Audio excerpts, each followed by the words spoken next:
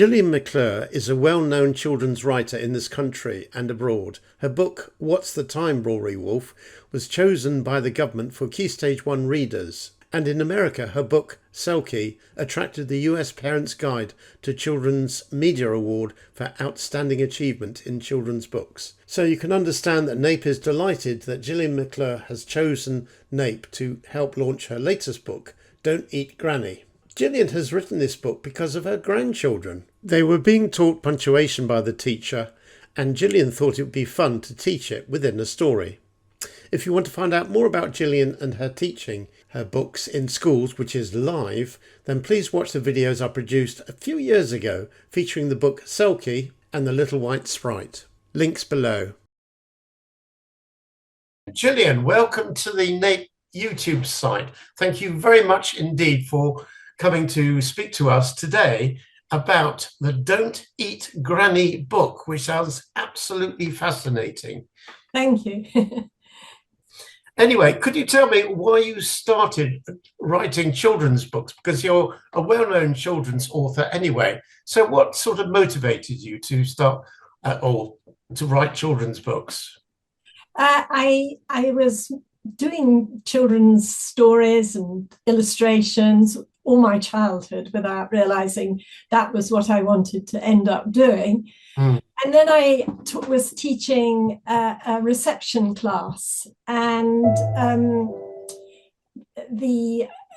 I made a homemade book for my class, which I had standing in the book corner, and a schools inspector came into the classroom and he spotted it and he said, would I mind if he sent it off? And the long and the short of it was it ended up with Andre Deutsch. Wow, a publisher. By absolute chance, I started by chance. They were starting a children's list and I was with them for 2 decades. The same editor. It was wonderful. Those were my golden years. I'm sure they still are. So which books sort of stick in your mind or you're proud of that you've written over that time period? Prickly Pig, about a hedgehog and autumn. That was around for a while. What's the Time, Rory Wolf got onto the list of books for 7-year-old tests. And then as I moved from Andre Deutsch, then I was with Scholastic and Simon and Schuster. I did the Norse Myths with Kevin Crossley Holland. Yeah. And The Little White Hen with Philippa Pierce. And then there was Bloomsbury, which was Tom Finger and Bruna. And then Transwelled, Selkie, that was a big one. That was a big one, yes. Yes, I read that book very well. And of course, I had an American publisher who took all my more difficult books back in those days, Farrar, Straus and Giraud. So that was good. Francis Lincoln, and ended up with Troika, Martin West. Yeah. Wow, that's quite a library of children's books. And in terms of age groups, do you have a specific age group in mind when you write them?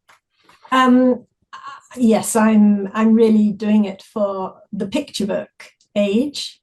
And so that can be from when you start reading picture books to them up to probably about 7. Yeah. So Selk is a bit at one end. Yes. You mentioned picture books. You are, of course, quite an artist yourself in terms of supplying the images for those books. Have I got that right? Yes, I'm an author, illustrator. And when I'm with authors, I don't feel 100% an author like them. And when I'm with illustrators, I don't feel 100% an illustrator like them. I'm completely down the middle, author, illustrator. One-man band, you might say. And of course, let's now concentrate on the book, which is to one side of me in the corner, which it says, Don't Eat Granny. Yeah, and you've just published this book, is that right? Yes, Don't Eat Granny came out this autumn. So it's making its first tentative steps towards independent bookshops and hopefully schools, but it's very early days.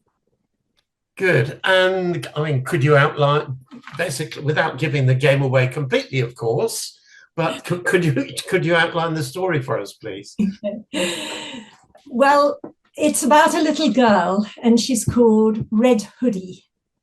And she's writing a story about herself and her granny and a wolf. Sounds familiar, doesn't it? Sounds very familiar, yes. But some of her sentences have punctuation that's not quite right, and that affects the meaning of her story. Yeah. And her story starts to go a bit out of control, and she needs help. So onto the page arrive 4 little punctuation characters, full stop, comma, exclamation mark, and question mark. Of course. And they quickly get embroiled in the story. So it's very much a story within a story, a book within a book. Very good.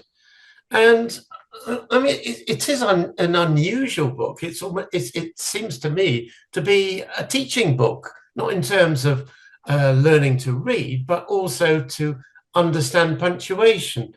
Why did you choose this sort of novel approach of using a well-known story and then putting these characters in? Why did you do it in that way, do you think? Well, I think I was being led on by my twin grandsons. When they were in Key Stage 1, they came home very excited, having learnt about these 4 punctuation marks. And they immediately were demanding stories about them.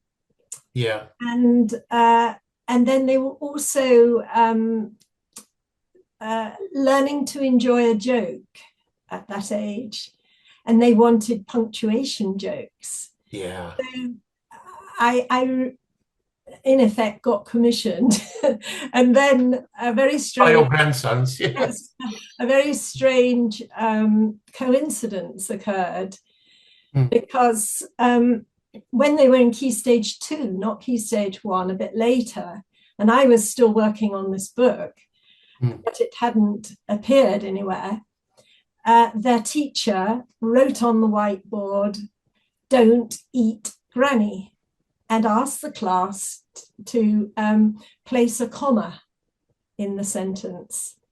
And of course, they got very excited and they told the teacher after the lesson, "Don't Eat Granny is our granny's book. She wrote it." Whereupon I think the teacher looked very perplexed, but was polite.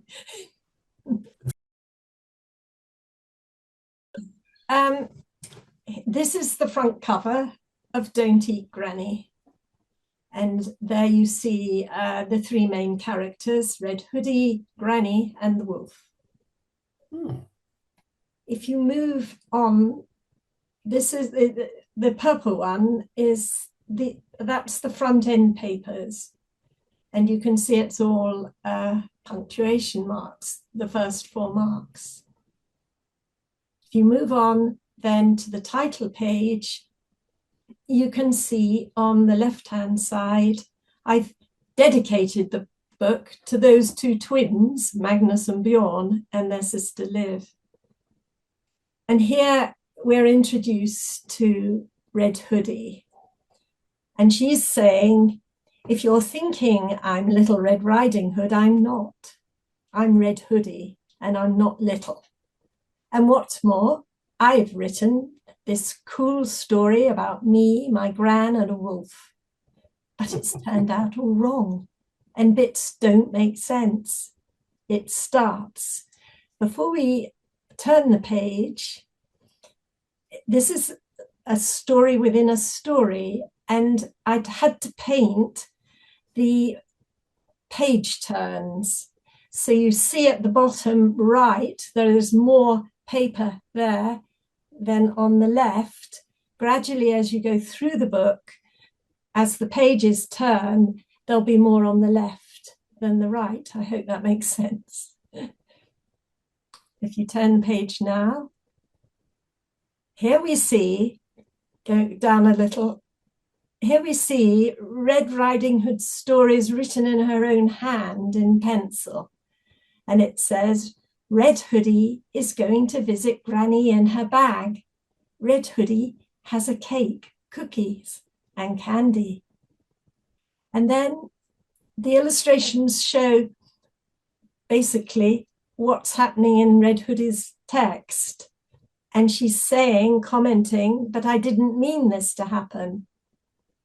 And Granny's saying, get me out of here. She's in her handbag. And Red Hood is saying, and I can't see how to put it right. Please, someone help me.